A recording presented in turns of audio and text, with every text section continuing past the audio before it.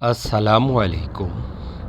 আমাদের আজকের আয়োজন ধারাবাহিক উপন্যাস পৃষ্ঠা নাম্বার ১। ধারাবাহিক উপন্যাসটির নাম হচ্ছে জীবনের প্রথম প্রেম শিবির। আমি তখন ক্লাস ৭-এ পড়ছি। ঠিক তখনই আমাদের প্রতিষ্ঠানের এক বড় ভাই এর মাধ্যমে সর্বপ্রথম ইসলামী ছাত্র শিবিরের দাওয়াত পাই। কিন্তু পারিবারিকভাবে পীর বংশীয় ছেলে হওয়ায় দাওয়াত ঘৃণা ভরে প্রত্যাখ্যান করি।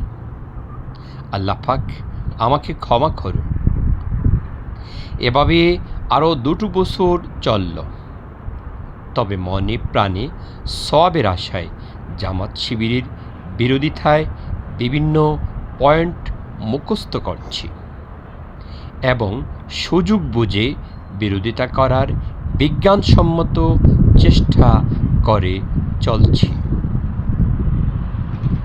আমাদের এলাকায় আমার দাদা মোহ ও দাদা পীরের নাম দাম বেশি থাকায় আমার বিরোধিতায় বেশ ভালো সাপোর্ট পাচ্ছি এবং বাহবাহা জোরের বেগে আসছে।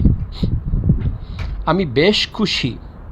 আমার ২-৩ গ্রামের ভক্তরাও বেশ খুশি। তখন আমাদের এলাকায় ফুলতলি পীর সাহেবের ভক্তরাও মোটামুটি ছিলেন। তারা তো বিরাট খুশি।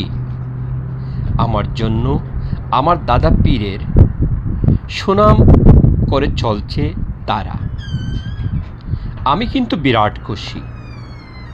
আরও বহুগুণী বিরোধিতা করার কৌশল শিখার জন্যে মসজিদের ইমাম এবং কওমি গোত্রের হুজুরদের দ্বারা সবক নিচ্ছি। তখন জামাত শিবিরের বিরোধিতা করার জন্য কিছুটা বই পড়া শেষ হয়েছে, যাহা আমাকে সম্পূর্ণ বিনামূল্যে কওমি গোত্রের হুজুরগণ দিয়েছিলেন।